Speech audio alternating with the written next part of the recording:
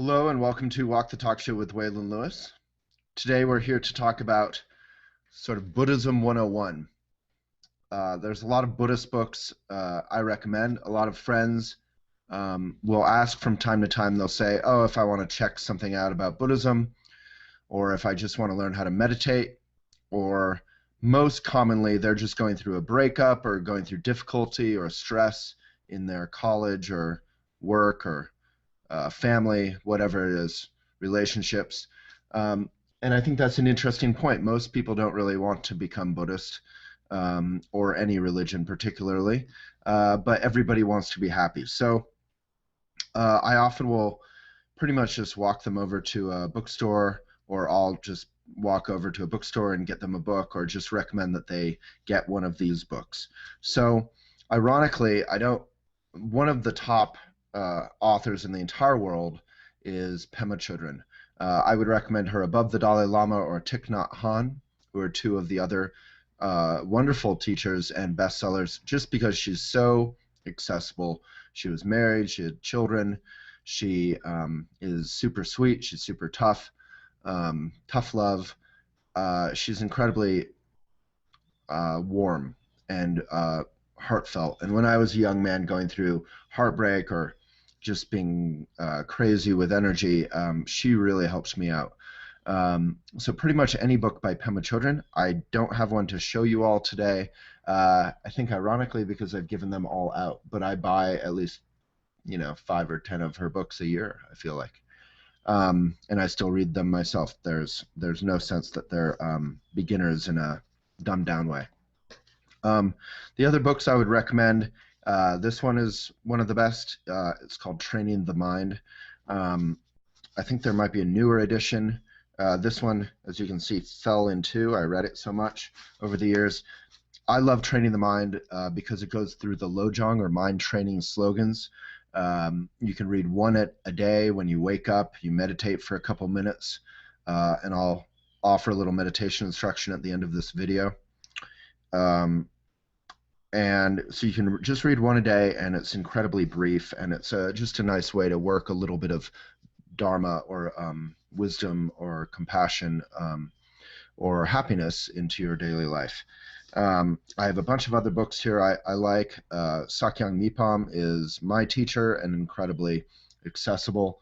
The latest book that I have not yet read is Shambhala Principle, about being mindful in everyday life and society, but I can highly recommend his first book, Turning the Mind into an Ally. Cutting Through Spiritual Materialism by Chogyam Trungpa, my parents' teacher, is really one of the all-time classics. If you're trying to impress a Buddhist at a bar, just say you read Cutting Through Spiritual Materialism. It's a wonderful book, and it really cuts at the heart of the sort of mentality that self-help will help us. Actually, Buddhism is less about trying to be happy and more about trying to be genuine, which is the best route to genuine happiness, instead of sort of law of attraction, The Secret, kind of trying to bring happiness from the outside. Shambhala, Sacred Path of the Warrior. It's not particularly Buddhist, but the Buddhist values are in it, and meditation. It's a wonderful, very accessible book. It gets a little bit weird at the end.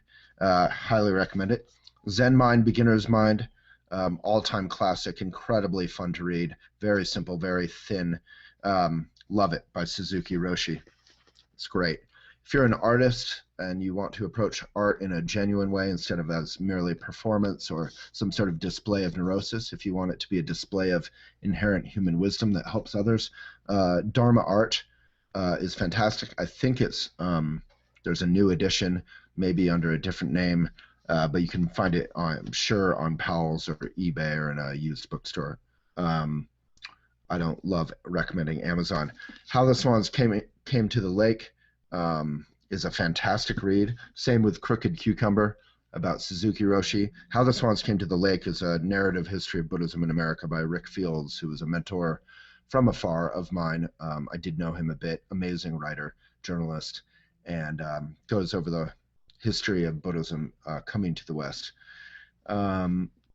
I think that might be all of them. I mean, Sharon Salzberg, Jack Kornfield, There's many, many wonderful authors, but those are the ones I mentioned are the ones that I've touched in with personally. So this is not meant to be comprehensive, but rather just the ones that have worked for me and for my friends. And then finally, you can take a good posture, very simple meditation instruction. You always need to get meditation instruction from someone in real life, but this can help you start at home. You can look for a Shambhala center or other Buddhist center near you if you'd like to go further. And it's great to practice in groups as well. But for basic meditation that you can try and do every morning, every evening, after you wake up, before you go to bed, you take a good posture. Even if you've done this 40 times, you can just try and do it now. The more the merrier. So you can ground your butt in the earth.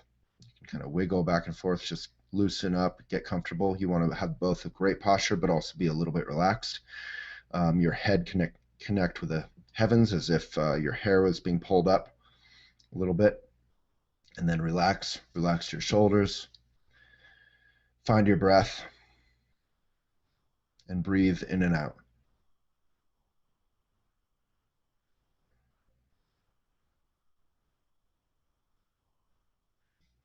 Any thoughts that come up, you just label them thinking. You just notice, you train your mind to be aware when you're thinking instead of just being caught up in your thoughts. So come back to the breath in and out.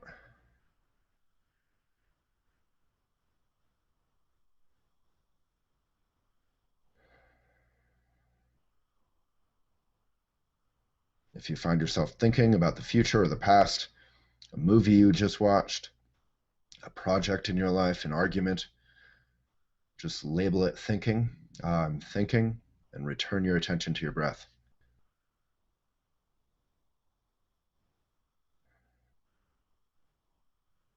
Then after 2, 5 minutes, whatever, 10 minutes, 15 minutes, you can dedicate the merit of your practice by just bowing to yourself and to the world and kind of thinking, may it be of benefit. May anything I do in my day, including this meditation practice, be of benefit to all other sentient beings, including myself.